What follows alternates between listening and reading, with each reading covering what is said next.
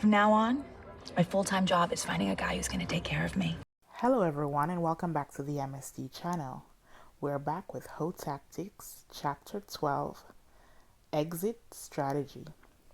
What if Maria falls in love with her Mark? And what if she finds a trick that proves to be her equal or falls for a sponsor that has just gotten divorced and is ready to have more than just a trophy that he spoils?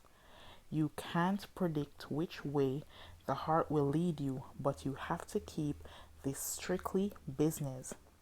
The moment you allow your mind to race to that fairy tale land where Edward, the emotionally detached millionaire, drives up the limo, faces his fear of heights, and sweeps Vivian, the whore, off her feet, you will start to focus on that more than your come up. If you want love, then you don't need hoe tactics. You need to spartan up and find a real man who you build and prosper with. Go read Men Don't Love Women Like You. That is the whole world. You want money. This is the whole world. You want money. You want to be pampered. You want to become successful using the finances or fame of someone else. Therefore, you must always put money over dick. Play your position and commit to that way of thinking. This man isn't a potential boyfriend or husband. He's a trick. And even if he settles down with you, he'll always have trick blood in his veins. And that means you become a woman that can be replaced by a younger, prettier, and smarter hoe. I'm sure the biggest follow up question will still be people change, and I know I could keep him from wondering if we were to be in a real relationship. That's admirable. And there are countless cases of tricks who settled for a woman that started off as a hoe working him.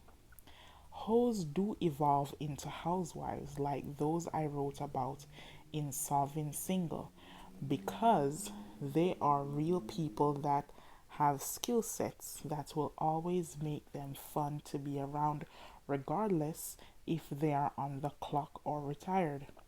You will find a husband, you will find a boyfriend, and you will find love, but I ask that you wait until you retire from hoeing or pick someone you didn't start out hustling. If NBA players can fall in love with groupies, then hoes who are much smarter than hoes who are much smarter than those. Stalkers have the ability to capture a baller's heart for the long run as well. However, it should be a real love, not a long term hustle because you got comfortable and didn't want to let go of your mark.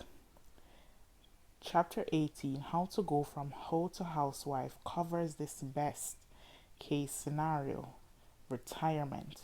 But let's focus on the normal hoe exit strategy for the following two scenarios. Exit 1, you got everything you need and want to move on. Exit 2, you hit a wall and he got cheap on you suddenly. Your whole hustle should last until you get those things you wrote down at the beginning of this journey. But in case of emergency, you must be ready to walk away with nothing. When you have milked this man for everything you wanted, begin to lay the seeds of discontent. Fake arguments where you make him out to have offended you or pressured you will put the breakup on him and give you an out without having to be the bad guy. Reverse psychology continues to be your best friend when pushing a man away. He's been acting distant. All he does is pressure you for X. he doesn't act the same as he did when you first met, it's all bullish. But when you say it with conviction, a man will think, damn, am I doing those things? There are all kinds of mind hooks you can pull off that make it seem as if you two are no good for each other. But remember that your hope power can boomerang. This man is most likely so smitten that he will try to make it up to you, no matter if your excuse is real or fantasy. Mark knows what you react to. Gifts. Mark knows what you react to. Gifts. He will keep trying to buy you back, which means you must be prepared to walk away without being overly greedy. You got what you came for.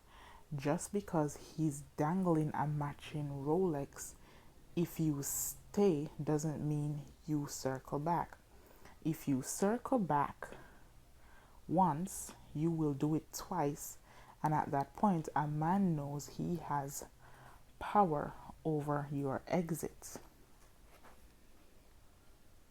The best way to end a relationship with a Mark is to borrow a page out of a man's book and slow fade out of existence.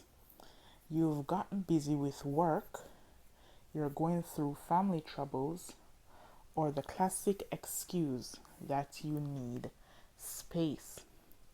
Excuses once again become your friend, and doing things slowly will help you milk car payments or things he's already promised to give you.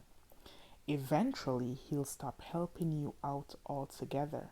But sometimes it's better to let a relationship like this decay than to decapitate it. From an emotional standpoint, the more you distance yourself, the less in love he will be with that fun host side because he's not seeing it anymore. This frees this trick up to go find someone to replace you. And like all men, once he has a new hobby, you will be forgotten and free to go on to your next hustle without him annoying you with "I miss you" texts. It could get tense once he sees the writing on the wall. While still infatuated with you, he may take inventory of all the things he's done for you and realize he got gamed. Indian giving is legit, and a heartbroken man may look up past bills, feel dumb, and want to let you know that you aren't ish. I remind you that he can't take you to court for receiving gifts. The judge will laugh at his dumb the judge will laugh his dumb ass out of the courtroom. A Mark won't want to tell the world that he got hustled either. So don't worry about him popping up at your job or blasting you on the internet. But he can yell at you one on one and try to break you down in order to get satisfaction. Don't argue with a trick that becomes bitter. And don't be a Tanya and reveal your hustle out of anger or confrontation. When a trick tries to throw all the stuff he's done for you in your face, play offended. Remind him that he did those things willingly, that he was supposed to be your friend, and continue to make him feel guilty about insinuating that it was all a hustle. This isn't to get back with him, it's to leave him doubting that you were indeed a hoe. He may have come to his senses after seeing the receipts for the last 4 months, but so long as you maintain your humanity, he'll always have doubt. After this man cools down, he'll most likely second guess his own anger and go back to thinking you were the best woman he've ever had. Eventually, he will forget about the things he spent money on and become fixated on how much fun he had with you. The money is never important. The memory is what stays. If he has doubts that you are a hoe, that means the doors of his heart and wallet are still cracked open. And maybe in a year you can come back in and re up with this mark for something new. Regardless of how you leave it, by making him seem like an asshole, by slow fading from his world, or by running out of his life the moment you the moment you get discovered. The point is to understand that all good hustles come to an end. This lifestyle is built on too many lies to keep it going forever.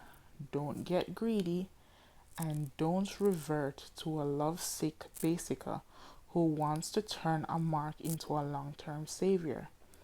Recognize when you've won or when you can't get anything from this man and walk away. Why ho serious? The key to the first part of this book is not to have X, not even after you get what you want, unless he's a man you would have X with for free under normal circumstances. Literally ask yourself, would I hug him if he hadn't spoiled me? If you even have to consider this for half a second, then you have no business having X or giving him the ussy as the ultimate reward. Guilt prostituting is still prostituting. There are dozens of gold digging 101 books or sugar baby manuals these days, nearly all written by women who sleep with men for money. That's not hustling, that's trafficking. I felt a duty to share this information in a way that promotes the intelligent close on method over the close off escorting that causes you to sell your soul instead of your company.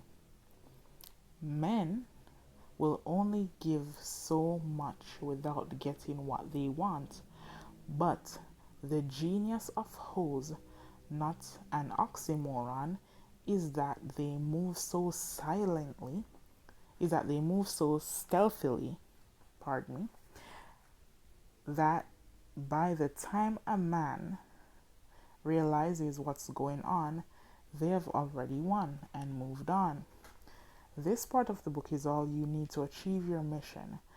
No X, no oral favors, no taking your clothes off, period.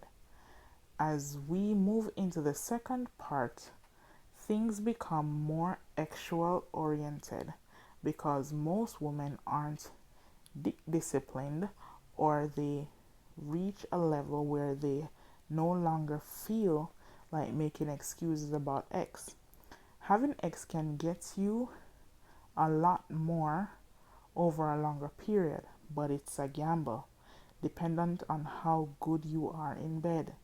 There will be much to learn in terms of using X as a weapon and how to turn old ussy into new money. But again, this first part of the book is the safest. You can use these tactics to be a serial hoe or hit one lick up and be done with that lifestyle. It's your life to live. I only ask that you stay smart, keep your panties up, and never fall in love with your trick. For the rest of you who don't mind using X, then continue reading because the hunt is about to get nasty. Ladies, don't forget to like, share, and subscribe. Part 2: The Power of Sex Magic. Though men may deep, though men may be deep, mentally they are slow. And that's a quote by Camille Paglia. Guys, they have split this into two and started chapter 13. So I'm going to end right here and then I'll come back and read chapter 13. And that one is titled, You Had Sex Too Fast. Now what? Stay tuned.